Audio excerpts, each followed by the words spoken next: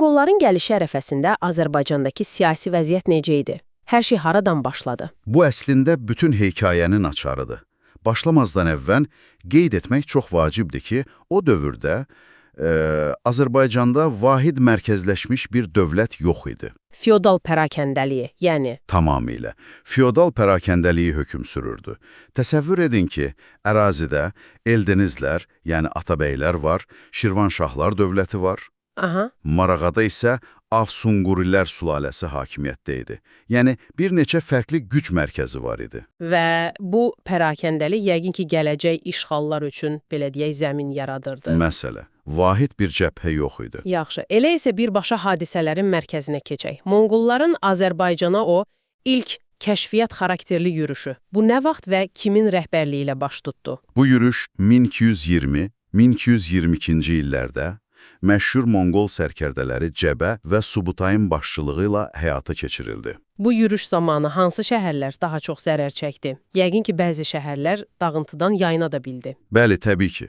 Məsələn, Zəncan, Ərdəbil, Sarab, Marağa, Naxçıvan, Beyləqan kimi şəhərlər amansızcasına qarət edildi. 1222-ci ildə Şamaxıda eyni aqibəti yaşadı. Amma bəziləri xilas oldu dediniz. Hə.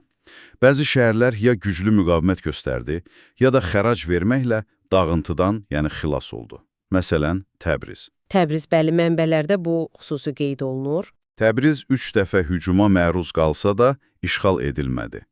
Sonra 1221-ci ilin payızında Gəncə güclü müdafiəsinə görə Monqollardan xərac almaqla canını qurtardı.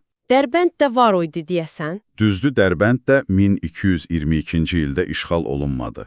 Təbrizin xilas olması xüsusilə maraqlıdır. 3 dəfə hücumdan yayınmaq. O dövrdə şəhərin müdafiəsi necə təşkil olunmuşdu? Hakim kim idi? Təbrizin hakimi Şəmsəddin Tuğrayı idi. Çox ağıllı bir siyasətçi olub. Aha. Amma Atabəy Özbəyin atdığı addımlarda burada mühüm rol oynadı.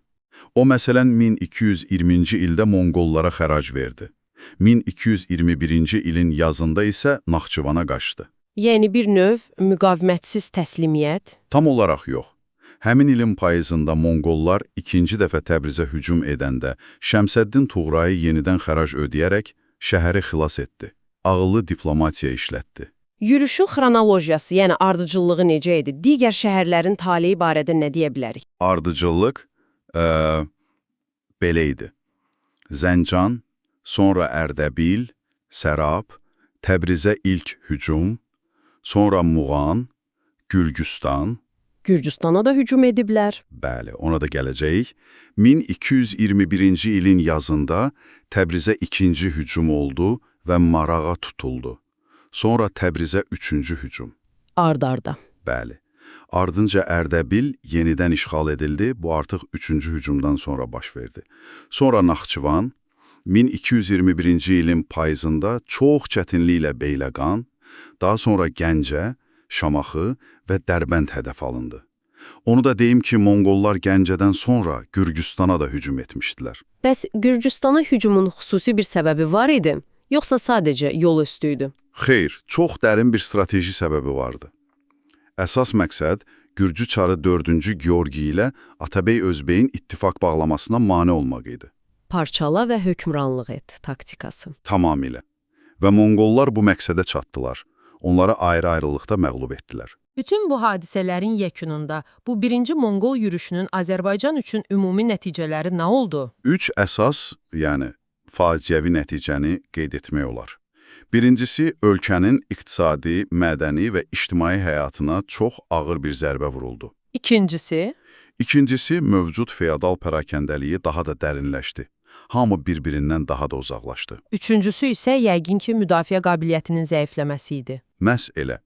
Ölkənin müdafiə qabiliyyəti zəiflədi və bu gələcək daha böyük işğallar üçün, belə deyək, münbit bir şərait yaratdı. Beləliklə, Monqollar geri çəkildi, amma geridə xaos və zəifləmiş bir ölkə qaldı. Bu yaranan boşluqdan bəs kim istifadə etdi? Təbiət boşluğu sevmir. Bu dəfə səhnəyə Xarezmşah Cəlaləddin çıxdı. O, 1225-ci ildə böyük bir orduyla Azərbaycana hücum etdi. Onun ilk hədəfi harası oldu? İlk işğal etdiyi şəhər Marağa oldu. Amma maraqlıdır ki, sonradan şəhəri bərpa etdirdi. Cəlaləddinin yürüşü yerli dövlətlərin taleyinə necə təsir etdi? Yəni, o bir növ xilaskar kimi gəlmədi? Qətiyyən, nəticələri çox ağır oldu. 1225-ci ildə Atabəylər dövləti onun zərbələri altında süqut etdi. Bütün bir dövlət. Bəli, 1227-ci ildə Marağanın tutulması ilə Ağsunqurilər sülaləsinə son qoyuldu. Həmin il Şirvanşahlar dövləti isə onlar asılı vəziyyətə düşdülər. Necə yəni? Hər il 100.000 dinar xarac ödəmə ilə Cəlaləddindən asılı oldular. Yəni o, Monqolların edə bilmədiyini etdi. Yerli güc mərkəzlərini məhv etdi. Ancaq Cəlaləddinin hakimiyyəti də deyəsən möhkəm olmadı. Mənbələrdə onun hakimiyyətinə qarşı üsyanlar barədə məlumatlar var. Bəli, var və bu çox vacib bir məqamdır. 1231-ci ildə Gəncədə Usta Bəndərin başçılığı ilə çox güclü bir sənətkar üsyanı baş verdi. Usta Bəndər? Hə, Təbrizdə, Xoyda, Mərəndə, Naxçıvanda da üsyanlar oldu. Amma yatırıldı. Təbrizdəki üsyanın xüsusi bir səbəbi var idimi? Var idi. Cəlaləddinin canişini şərəf əl-mülk, qeyri-qanuni vergilər toplayırdı və bu xalqı cana doydurmuşdu. Aydındır. Deməli, bu üsyanlar əslində Cəlaləddinin dövlətinin möhkəm olmadığını göstərdi. Düzdür. Və ən əsası ölkənin müqavimət gücünü tamamilə tükəndirdi. Bu da Monqolların növbəti hücumuna şərait yaratdı. Beləliklə, zəifləmiş bir Azərbaycana Monqollar yenidən qayıtdı. İkinci yürüş. Bu dəfə kim rəhbərlik edirdi və əsas məqsəd nə idi? İkinci yürüş 1231-ci ildə Çormağun Noyonun başçılığı ilə başladı. Bu dəfə məqsəd kəşfiyyat deyildi. Məqsəd artıq qalmaq idi. Tamamilə.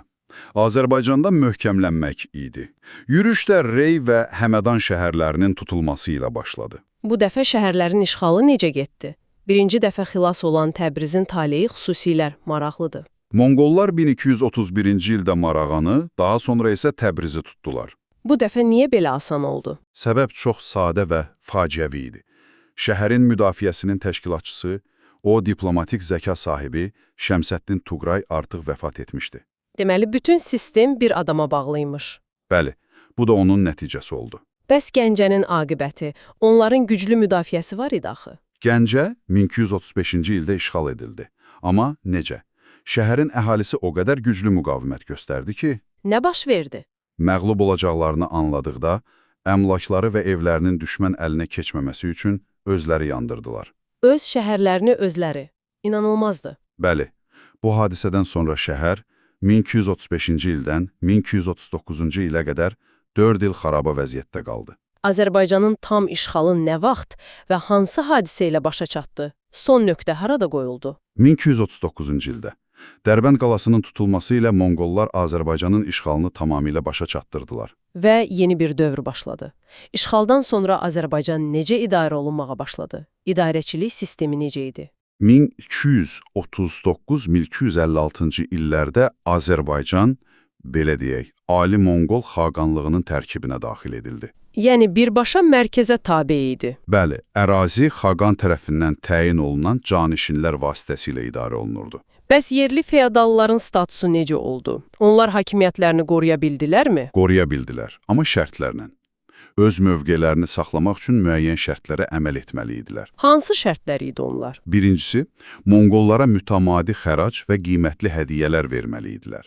İkincisi, Ali Monqol xaqanının tac qoyma mərasimində iştirak etməli idilər. Minlərlə kilometr yol gedib yəni. Bəli.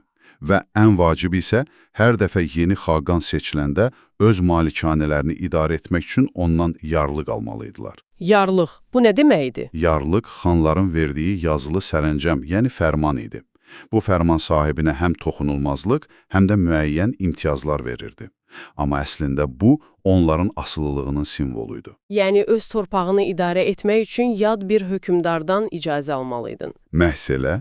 Sonralar Canişin Arğun ağanın siyasəti yerli feodalların köçəri Monqol əyanlarından asıllığını daha da gücləndirməyə yönəlmişdi. Beləliklə, sizin təqdim etdiyiniz bu mənbələr əsasında gördük ki, 13-cü əsrdə Azərbaycan ardıcıl və çox dağıdıcı yürüşlərə məruz qaldı. Bəli, bir zəncirvari reaksiya kimi. Birinci yürüş kəşfiyyat və qarət xarakteri daşıyırdısa, Cəlaləddinin müdaxiləsi onsuz da pərakəndə olan ölkəni daha da zəiflətdi. Və nəticədə Monqolların ikinci tam işğalçı yürüşünə, belə deyək, qapı açdı.